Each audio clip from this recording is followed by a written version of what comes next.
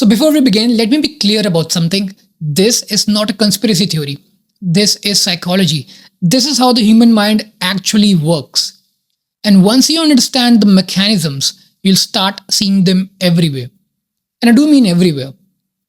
Most people think brainwashing looks like something out of a dystopian novel or dystopian movies. Prisoners of war being tortured in dark rooms, or maybe cult members sitting and chanting together. But that's all Hollywood nonsense. Real brainwashing is far more sneaky, far more common, and far more effective than anything you've seen in the movies. In fact, the most successful brainwashing is so seamless that the victim never realizes it's happening. They believe every thought in their head is their own original idea.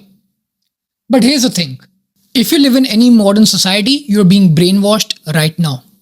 Your thoughts, your preferences, your values, your desires, a significant portion of what you consider to be you was carefully installed in your mind by people you have never met, for purposes you have never considered. Let me explain how this brainwashing works. The foundation of all effective brainwashing is information saturation. This means controlling the information environment so completely that alternative perspectives become literally unthinkable. It's not about forcing people to believe something, it's about making that something the only thing available to believe. Think about this. How many hours per day does the average person spend consuming media? Between television, social media, news, podcast, streaming services, and ads, we're talking about 8 to 12 hours of daily information consumption, right? That's more time than most people spend sleeping. Now, who controls that information flow? A very small number of corporations and institutions. They don't need to lie to you, though they sometimes do. They just need to decide what you're allowed to think about. Here's a simple example that sounds like science fiction, but is documented fact. Edward Bernays literally invented modern propaganda. In the 1920s, he was hired by tobacco companies to get women to smoke cigarettes. The problem was that smoking was considered masculine and inappropriate for women. So Bernays staged a publicity stunt and hired women to march while smoking cigarettes and called them torches of freedom. He linked smoking to women's liberation and independence. So within a decade, millions of women were smoking, believing they were making a feminist statement. They had no idea they were following a script written by a tobacco company. That's not just manipulation, that's brainwashing. And it worked because it used the fundamental mechanics of how beliefs are formed. The first mechanism is repetition. Simply put, the more often you hear something, the more true it seems. This happens automatically below our conscious awareness. So you don't get to choose to believe something because you've heard it repeatedly. You simply just believe it. This is why successful brainwashing always involves repetition. The same messages from multiple sources, repeated endlessly until they become background noise in your consciousness. The second mechanism is social proof. Humans are tribal animals. We determine what's true not by independent analysis, but by observing what other people believe. If everyone around you accepts certain assumptions, questioning those assumptions feels not just wrong, but impossible. This is why effective brainwashing always creates the illusion of agreement and consensus. It doesn't matter what people actually think. It matters what they believe other people think. This is how it works. The most effective brainwashing doesn't tell you what to think. It tells you what to think about. It sets the focus and agenda of your awareness. Let me give you an example that will make this crystal clear. Every few years, there's a new crisis that dominates all media coverage. Everyone is talking about it, debating it, having strong opinions about it. People choose sides and argue passionately with friends and family. They feel deeply invested in their position. But the problem is, they don't choose to care about this issue. The issue was chosen for them. Someone somewhere decided this would be the thing everyone thinks about for the next 6 months. And it works because people believe their passionate engagement with the issue proves that they're thinking independently, when actually their attention has been completely hijacked. Meanwhile, issues that might be far more important to their actual lives receives no attention at all. This is agenda setting, and it's arguably the most powerful form of mind control ever developed. So you can have any opinion you want as long as you're having opinions about what they want you to think about. The third mechanism is emotional conditioning. Raw information doesn't change minds, but emotions do.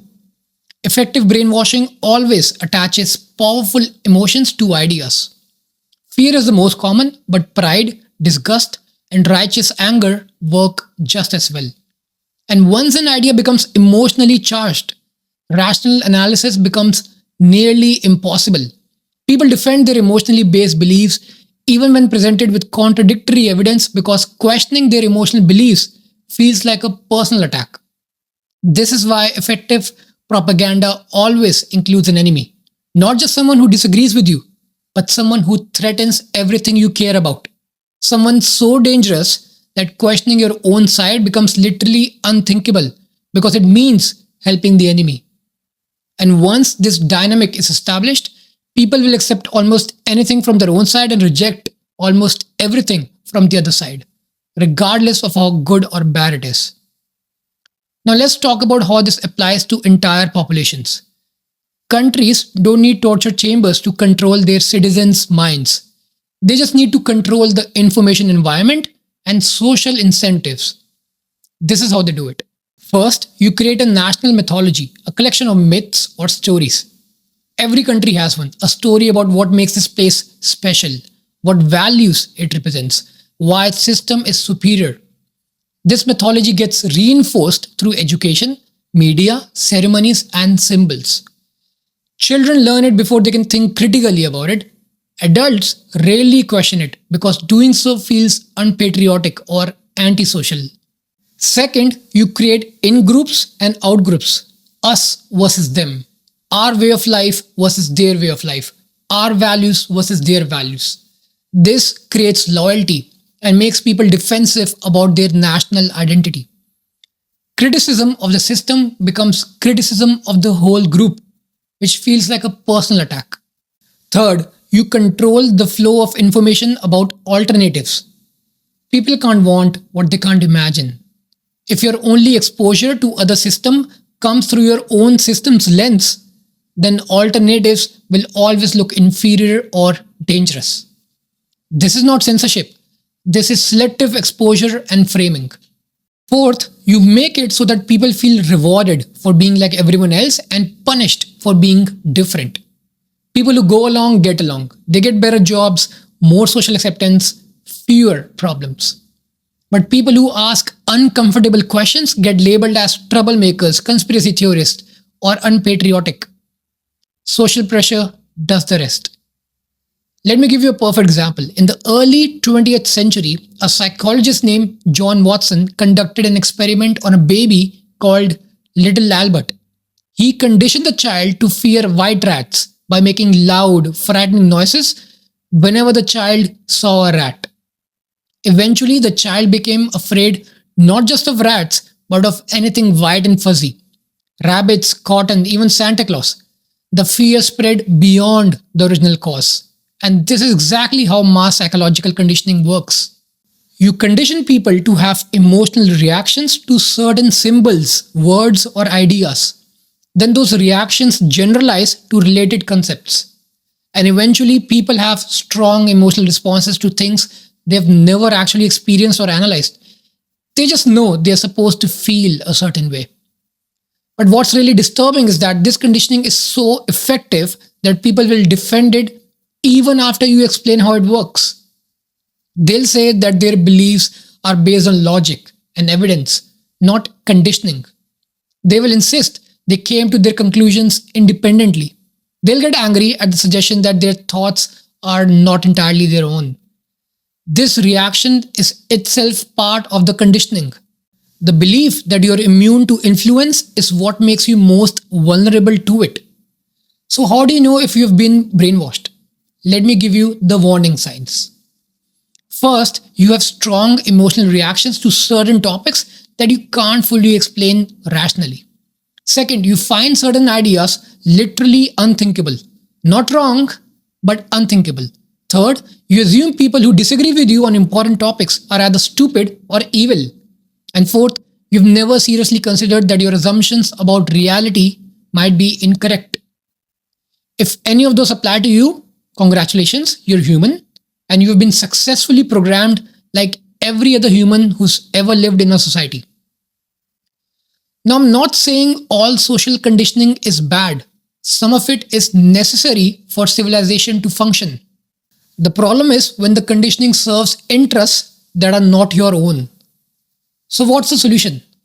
The solution is to become conscious of how these influences works so you can evaluate whether the influences in your life are serving you or using you.